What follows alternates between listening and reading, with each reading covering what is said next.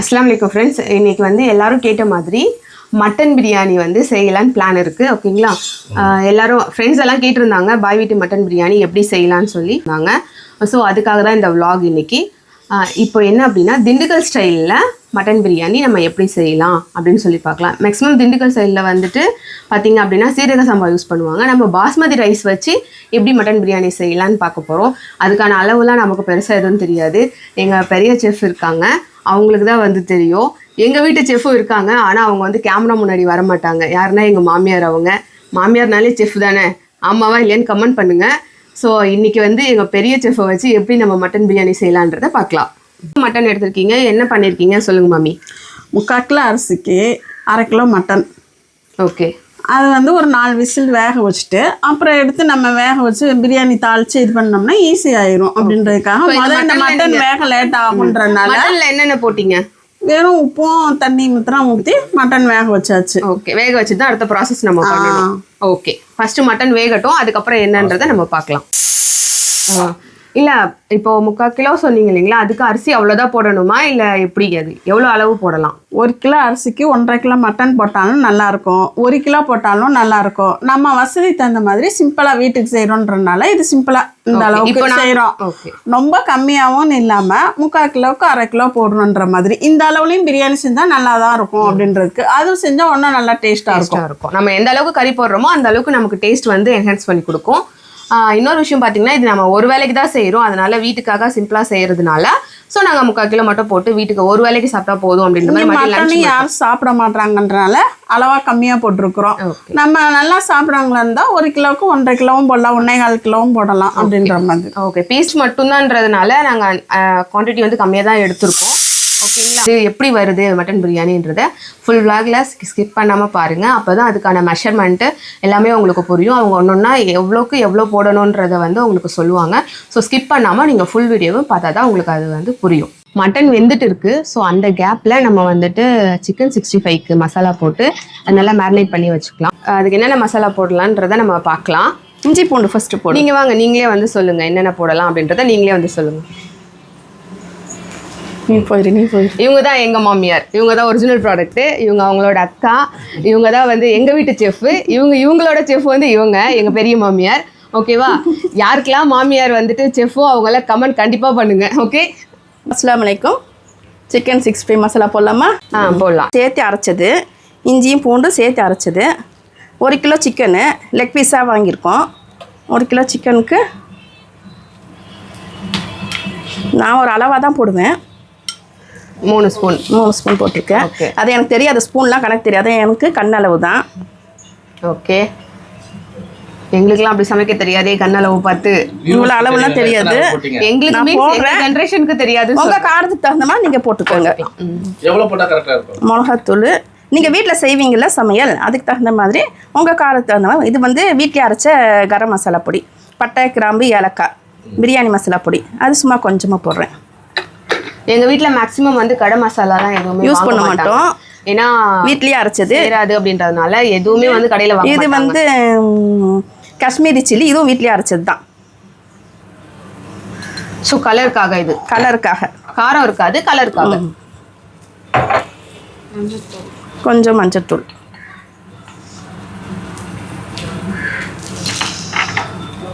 சீரகத்தூள்,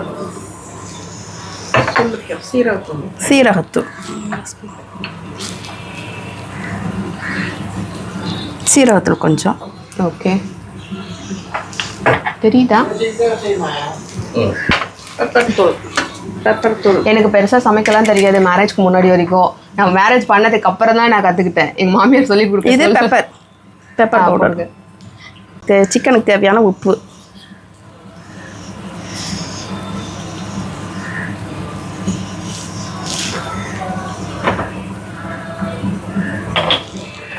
தயிர் வந்து அந்த தண்ணியெல்லாம் போகட்டும்னு ஃபில்டர் பண்ணி வச்சுருக்கேன்.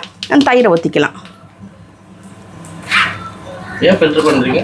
ஏன்னா தண்ணி ஈரமாயிடும், சொதன்னு ஆயிரும். அதனால் தண்ணி இல்லாமல் இருந்தால் கொஞ்சம் கெட்டியாக இருக்கும். நல்லா அப்படி எண்ணெய் எடு, ஆயில் ஸ்பூனில் முட்டை 1, அப்புறம் ஒரு லெமன்.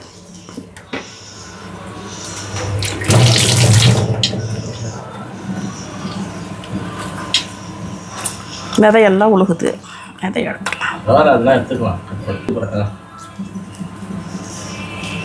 வரவே மாட்டேன்னு சொன்னாங்க. ஸ்க்ரீனுக்குள்ள பிடிவாதம் பண்ணி வர வச்சிருக்கோம். வரவே மாட்டாங்க. எந்த ஃபோட்டோக்கும் எந்த ஸ்க்ரீனுக்குள்ளேயும் வரவே மாட்டாங்க. ஃபோட்டோ வீடியோஸ்க்கெலாம்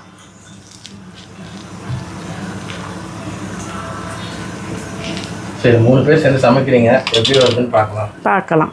சூப்பராக வரும். ஆயில் கொஞ்சம் எத்தனை ஸ்பூனு? கொஞ்சம் ஆயில் 1 ஸ்பூன். ஓகேவா? 1 ஸ்பூன். சிக்கன் எடுமா. உப்பு போட்டாச்சு. கையில் பிணைஞ்சாதான் நல்லா வரும். நல்லா மிக்ஸ் ஆகும். அதுதான் கை மனம்னு சொல்கிறாங்கல்ல, ஒவ்வொரு கைக்கும் ஒரு ருசி இருக்கும்ல.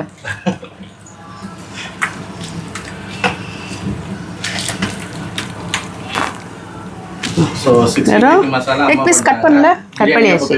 லெக் பீஸ் கட் பண்ணி வச்சிருக்கு. லெக் பீஸ் கட் பண்ணி நீங்கள் ஏங்க பேசுறீங்க? லெக் பீஸ் கட் பண்ணி வச்சிருக்கு. வெறும் லெக் பீஸாக போடும். சிக்கன் 1 கிலோ வாங்கியிருக்கோம். சொல்லிட்டாங்களே ஸ்டார்டிங்கில். Chicken 1 kilo. வெறும் லெக் பீஸா? வெறும் லெக் பீஸ். சிக்கன் 65 ஃப்ரைக்கு அதான் நல்லாயிருக்கும். எங்கள் வீட்டில் எல்லாரும் அதான் சாப்பிடுவாங்க. ஸோ அதுக்காக வெறும் லெக் பீஸ் மட்டும் வாங்கியிருக்காங்க. மிளகாத்தூள் காரம் பத்தலைன்னா போட்டுக்கலாம். வேணாம்.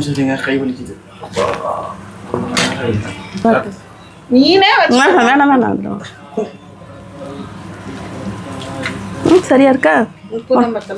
உப்பு பத்தலையா? காரம் இன்னும் கொஞ்சம் போடலாம். கொஞ்சமாக போடு. கொஞ்சம் போதுமா? இன்னும் கொஞ்சம் காரம் போட்டுக்கோ.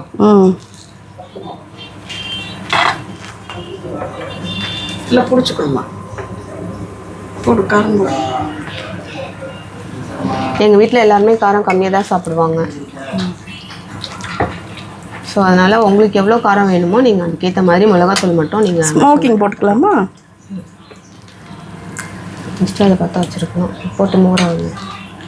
பண்ணிவிட்டு அப்புறம் எடுத்துக்கலாம். ஸ்மோக் பண்ணிட்டு அதை போட்டு எடுத்துட்டோம்னா அப்புறமேல பொரிக்கணும். சிக்கனுக்கு ஸ்மோக்கி போடுறதுக்காக என்கிட்ட கறி இல்லை, அதனால் வீட்டில் இருக்கிற கொட்டாங்குச்சியை பர்ன் பண்ணுறேன். ஸ்மோக்கி போட்டால் அந்த ஃப்ளேவர் வந்து ரொம்ப நல்லாயிருக்கும், ரொம்ப டேஸ்ட்டாக இருக்கும். எப்போவுமே எங்கள் வீட்டில் இப்படி தான் செய்வோம். அந்த சிக்கன் 60 அந்த ஃப்ராக்ரன்ஸ் சூப்பராக, அந்த ஸ்மெல்லு நல்லாயிருக்கும். அதுக்காக ஸ்மோக்கி இதெல்லாம் எடுத்துகிட்டு வா. கசூரி மேத்தி போட மறந்துட்டேன், இருந்தால் அதையும் போட்டுக்க. நல்லா அதை கசக்கி அது போட்டால் ஸ்மெல்லு நல்லாயிருக்கும். எப்படியோ இந்த வீடியோ எடுக்கிறோன்ற சாக்கில் 2 பேரும் வேலை வாங்கியாச்சு. நமக்கு இன்னைக்கு வேலை மிச்சம். ஐடியா பற்றியா? இதுதான் மருமகளோட ஐடியாங்கிறது. வீடியோ எடுக்கிறதுக்காக இன்னைக்கு 2 பேரும் வேலை வாங்கியாச்சு. இதுக்கு தான் படித்த மருமக வேணுங்கிறது.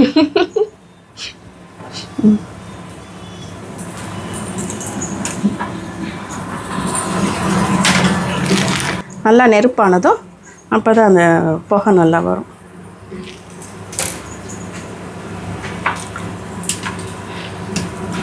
நெருப்பு தெரிக்கும், கொஞ்சம் பக்கத்தில் நிற்கக்கூடாது. ஏன்னா இது கொட்டாங்குச்சினால நெருப்பு பட்டுன்னு தெரிக்கும். அடுப்பு கறியாக இருந்தால் தெரிக்காது. கொஞ்சம் பார்த்து தான் செய்யணும். அது இப்போது இது ஃபுல்லாக நெருப்பானதும் இந்த சிக்கனுக்குள்ளே வச்சு நம்ம அப்படியே மூடிடுவோம். மூடி தட்டி எடு, அதுக்கு தகுந்த மூடி எடு. எடுத்து போடு. ஃபுல்லாக நெருப்பானதும் எடுத்து சிக்கனுக்குள்ளே வைக்கணும்.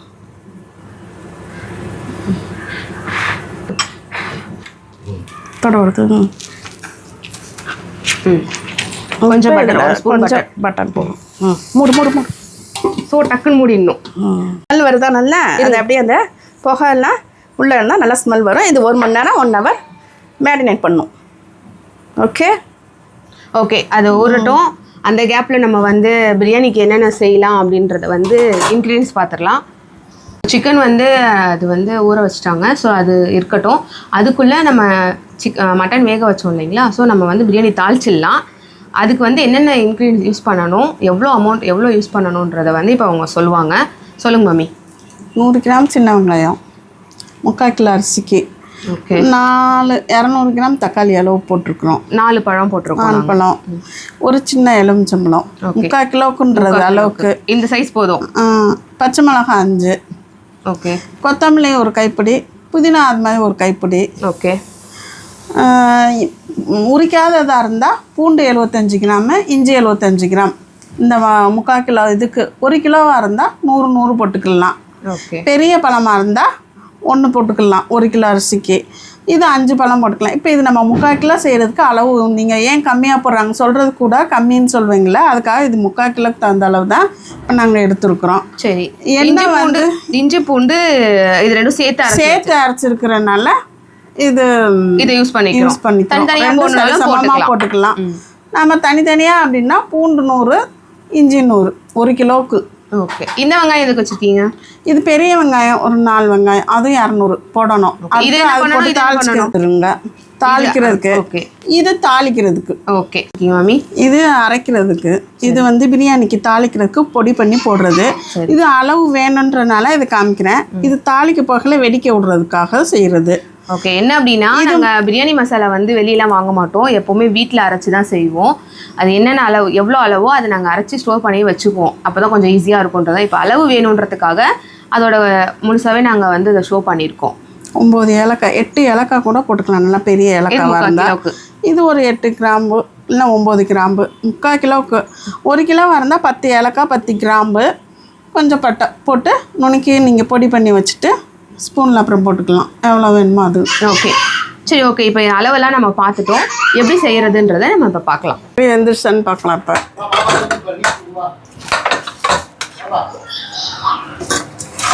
அரை கிலோ கறி தானே, பாதி வேக்காடு இந்த அளவுக்கு வந்தால் பிரியாணிக்கு வேகிறதுக்கும் கரெக்டாக இருக்கும். ஏன்னா ரைஸ் போட்டு வேறு நம்ம கொஞ்சம் இது பண்ணுவோம்ல, ஸோ இடையில அவங்களுக்கு வந்து இது ஹெல்ப் பண்ணலாமேன்னு சொல்லிட்டு எல்லாம் கட் பண்ணிவிட்டு சட்டி வைக்கலாமா? வைக்கலாம். கட் பண்ணுங்க. இப்போ சட்டி வச்சிடலாமா? வச்சுருங்க. ஸ்டார்ட் பண்ணிடலாம். சீக்கிரம் பசிக்குது இப்போவே ரொம்ப. தொழுதுட்டு சாப்பிடணும். அரிசி ஊற வச்சிடலாம். அதுக்கு வந்து நாங்கள் என்ன வாங்கியிருக்கோம் அப்படின்னா இந்தியா கேட் தான் யூஸ் பண்ணுவோம். எப்பவுமே இந்தியா கேட்டு கிளாசிக் வந்து நல்லாயிருக்கும். ரைஸ் ரொம்ப சாஃப்டாக நீட்டாக ரொம்ப நல்லாயிருக்கும். ஆக்சுவலி இது வந்து சீரக சம்பாவில் தான் செய்யணும், அப்போ தான் வந்து அந்த திண்டுக்கல் ஸ்டைல் வரும். ஸோ இப்போதைக்கு எங்கள்கிட்ட இது இருந்தது, கிடைக்கல எங்களுக்கு திண்டுக்கல் ரைஸு, அதனால நாங்கள் இந்தியா கேட் யூஸ் பண்ணுறோம். இதுவுமே நல்லாயிருக்கும். சீரக சம்பா பிடிக்காதவங்க இதில் ட்ரை பண்ணி பாருங்கள், சூப்பராக இருக்கும் டேஸ்ட் ரைஸ். இது கடலெண்ணெய் ஊற்றுனா சோறு நல்லா பசையாக நல்லாயிருக்கும், அதுக்காக கடலெண்ணெய் ஊற்றுறோம். ஒரு கிலோவுக்கு 200ன்னா 3/4 கிலோவுக்கு 180. அவங்களுக்கு 1 கிலோ செஞ்சியே பழகிடுச்சதுனால அவங்க ஃபஸ்ட்டு 1 கிலோ அளவு சொல்லிடுறாங்க. 1 கிலோ செய்கிறவங்க யூஸ் பண்ணிக்கோங்க. 180 எண்ணெய் ஊற்றியாச்சு. ஒரு 50 நெய் கடைசியில் ஊற்றிக்கலாம். சரி. ஓகே. அடுத்து என்ன வேணும்? 150 எண்ணெய்.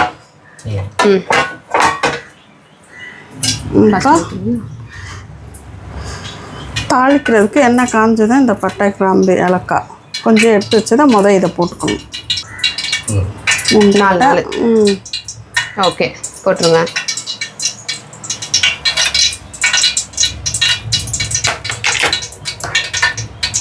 மூஞ்சி அடிச்சிட போகுது. அது இது தாளிச்சுதான் இதுக்கு ஒரு கரண்டுக்கு வச்சுருக்கோங்க. அது வெடிச்சிடுச்சு. இப்போ வெங்காயம் போடலாம். பெரிய வெங்காயம் இப்படி இது பண்ணேன்னா 3 புடி 1 கிலோவுக்கு கையில் இப்படி 3 புடி பிடிச்சி போட்டுரும். பெரிய வெங்காயம் போட்டு நல்லா கோல்டு கலர் வர்ற மட்டும் நல்லா கொஞ்சம் கோல்டு கலர் வர்ற மட்டும் ஆகணும். இப்போ ஆட் பண்ணிக்கோ. இப்போ இந்த சின்ன வெங்காயம் போட்டுக்கோங்க. அது கொஞ்சம் நல்லா வதங்கினதும் சின்ன வெங்காயம் முதவே சின்ன வெங்காயம் போட்டால் பிடிச்சிரும், அதனால அது கொஞ்சம் வதங்கினதுக்கு மேலே இப்போ இந்த சின்ன வெங்காயத்தையும் போட்டுருணும். கொஞ்சம் அது 1-2 பல்ஸ் மோடில் வச்சு அரைச்சி எடுத்துருக்கேன்.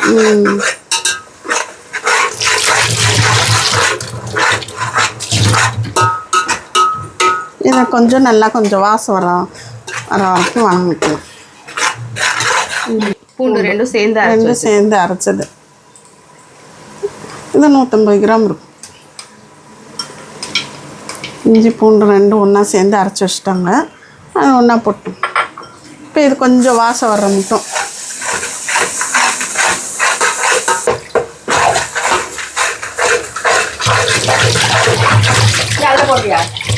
இந்த பச்சை மிளகாவை போட்டு தக்காளியும் போட்டுடலாம். கொஞ்சம் ஏன்னா போட்டால் கொஞ்சம் சாறு வரும், பிடிக்காமல் இருக்கிறதுக்காக தக்காளி போட்டோம்.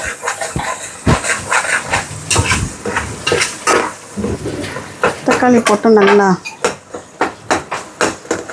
கொஞ்சம் அதில் உப்பு கொஞ்சம் போட்டுடலாம். தக்காளி வெந்துடும். வணங்குறதுக்காக கொஞ்சம் உப்பு போடுறேன். வேகட்டும், தக்காளி கொஞ்சம் வெந்துடும்.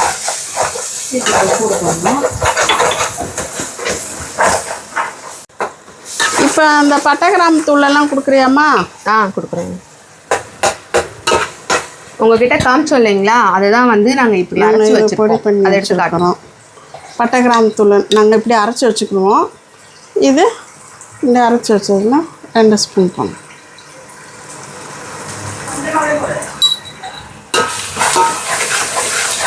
மிளகாத்தூள் வீடியோ ரெக்கா இது 2 ஸ்பூன் மிளகாத்தூள். கொஞ்சம் காஷ்மீர் தூள் கொஞ்சம் கலருக்காக. இது மிளகாத்தூள். மட்டனையும் வேக வச்ச மட்டனை இதில் போட்டுடலாம்.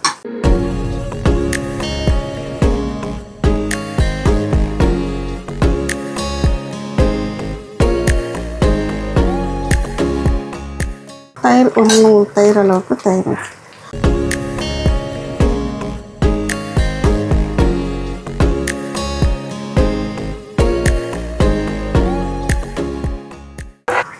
புதினா போட்டுறோம். மல்லி, புதினா மல்லி ரெண்டுமே போட்டுறோம்.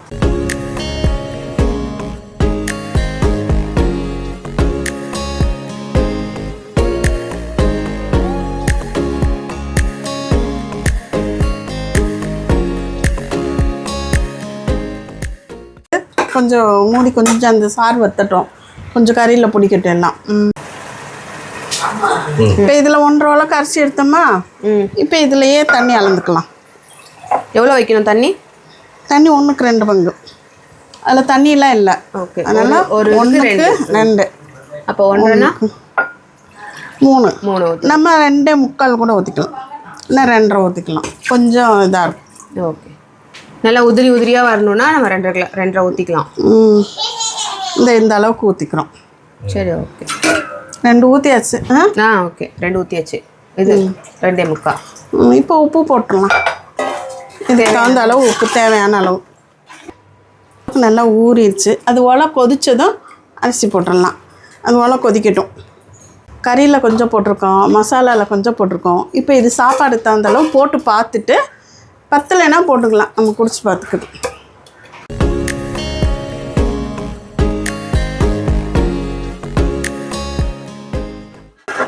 இது இப்போ இது கொதிச்சதும் அரிசி போட்டது இது புழிஞ்சு ஊற்றிடலாம்.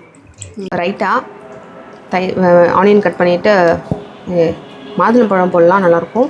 குக்கும்பர் போட்டாலும் நல்லாயிருக்கும். ஸோ எங்கள் வீட்டில் யாரும் சாப்பிட மாட்டாங்க, அதனால் வெறும் சைட் டிஷ் வந்து ரைட்டா.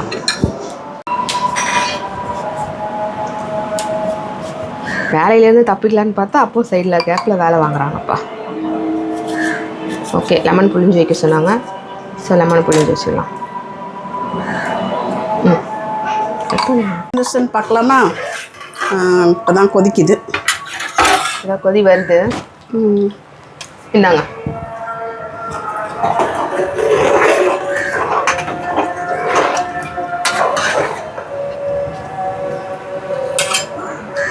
நல்லா கொதிக்குது. இப்போ அரிசி போட்டுடலாமா? அரிசி தண்ணி வடிகட்டி வச்சுட்டேன். வடிகட்டி வச்சுருக்கு. அரிசி போட்டு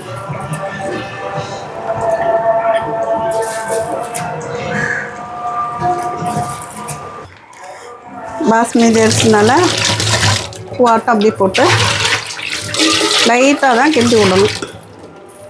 சீரக சம்பானா நம்ம போடுறது கிண்டுறது எந்த இதுவும் இல்லை.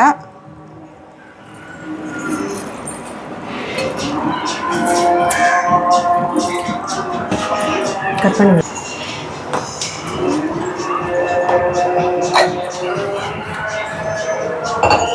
இந்தாங்க லெமன். லெமன் ஒரு பழம் புழிஞ்சு வச்சுருக்கு, அது ஊற்றிடலாம். லெமன் புளியறது எவ்வளோ கஷ்டமாக இருக்குது.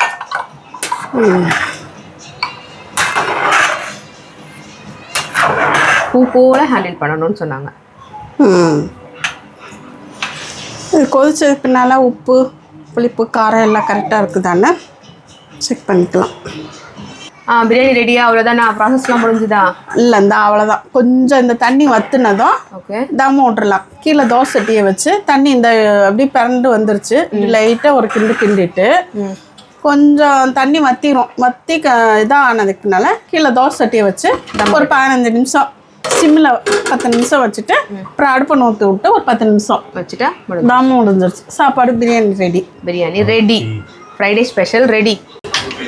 தண்ணி இப்போது வடிஞ்சிருச்சு. அடுத்து என்ன பண்ணுறீங்க? கொஞ்சம் நெய் ஊற்றிடலாம். நெய் ஊற்றிக்கலாம் கடைசியாக. ஜிஆர்பி நெய் தான் நல்லாயிருக்கும் ஸ்மெல்லு. ஓகே, நம்ம தேவைக்கு நெய் ஊற்றிக்கலாம். ஓகே, ஊற்றுறவங்களும் ஊற்றலாம், ஊற்றாதவங்களும் இது பண்ணலாம். ஊற்றினா நல்லாயிருக்கும். நல்லாயிருக்கும். பிரியாணி தம் விடுறதுக்காகவே எங்கள் வீட்டிலலாம் ஒரு சட்டி வச்சு பிரியாணி தம் விடுறதுக்காகவே இந்த தோசை சட்டி இது தம் விட்டு இது ஒரு 10-15 நிமிஷம். இந்த சட்டி நல்லா இரும்பு சட்டி கனமானது. இது நல்லா காஞ்சதும் ஒரு 10 நிமிஷம் இப்போ நல்லா ஹை ஃப்ளேமில் வச்சு 10 நிமிஷம் வச்சா போதும். வச்சதும் அப்புறம் அடுப்பை நூற்றுட்டு அப்புறம் ஒரு 10 நிமிஷம் கழிச்சு ஒரு 5 நிமிஷம் வேகமாக வச்சுட்டு நல்லா சட்டி சூடானதும் அப்புறம் ஒரு 10 நிமிஷம் சிம்மில் வச்சுருங்க. அவ்வளோதான், பிரியாணி ரெடி. சரி, ஓகே, பார்ப்போம். நம்ம இன்னைக்கு செஞ்ச மட்டன் பிரியாணி எப்படி வந்திருக்குன்னு பார்ப்போம். வெயிட் பண்ணி பார்க்கலாம். சிக்கன் வந்து நம்ம மேரினேட் பண்ணி வச்சுக்கோலாம். அது எப்படி இருக்குன்னு சொல்லி நம்ம பார்க்கலாம் வாங்க. சூப்பராக இருக்குது ஸ்மெல்லு. ஸோ இப்படி ட்ரை பண்ணி பார்த்துட்டு நீங்கள் கமெண்ட் பண்ணுங்கள். கண்டிப்பாக இது ரொம்ப நல்லாயிருக்கும். ஒரு ரெஃப்ரெஷ்மெண்ட்டாக ஒரு ஃபீல் ஆகும் அது சாப்பிடும்போது. ஏன்னா அந்த ஸ்மெல் வந்து ரொம்பவே நல்லாயிருக்கும். நம்ம நார்மலாக வீட்டில் செய்கிறது கூட நம்ம இப்படி வச்சுட்டு நம்ம செஞ்சோம் அப்படின்னா டேஸ்ட் வைஸும் நல்லாயிருக்கும், ஸ்மெல் வைஸும் சூப்பராக இருக்கும். ஸோ நம்ம இப்போ இதை ஃப்ரை பண்ணிடலாம். ஒரு கடாயில் வந்து எண்ணெய் கொஞ்சமாக ஊற்றிக்கலாம். நாங்கள் ஃபுல்லாக டீப் ஃப்ரை பண்ண மாட்டோம், எப்பவுமே எண்ணெய் கம்மியாக ஊற்றி. ஸோ லைட்டாக எண்ணெய் ஊற்றி தான் வறுத்தெடுப்போம். ரொம்ப நிறைய எண்ணெய் ஊற்றி வறுக்க மாட்டோம். ஸோ எண்ணெய் வச்சுட்டு எண்ணெய் காஞ்சதும் நம்ம சிக்கன் லெக் பீஸை போட்டு எடுத்துடலாம். நல்லா சூடாயிடுச்சு. ஸோ இப்போ நம்ம இந்த சிக்கன் லெக் பீஸை போட்டு ஃப்ரை பண்ணிட வேண்டியது தான். சவுண்டே நல்லா இருக்குல்ல கேட்குறதுக்கு.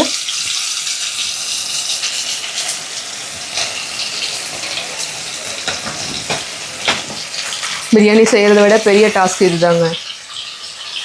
கொஞ்சம் கொஞ்சமாக ஃப்ரை பண்ணி எடுக்கணும். ஸோ 2 தான் போட முடியும். நான்ஸ்டிக் பேனாக இருந்தால் மசாலா நல்லா ஒட்டாமல் நல்லா வரும். ஸோ போட்டு ஃபைனலாக ரிசல்ட் எப்படி இருக்குதுன்னு பார்க்கலாம்.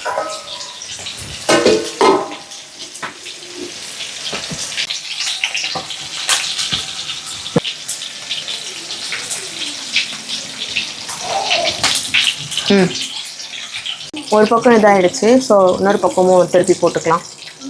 ஸோ இது ரொம்ப பொறுமையாக தான் செய்யணும்.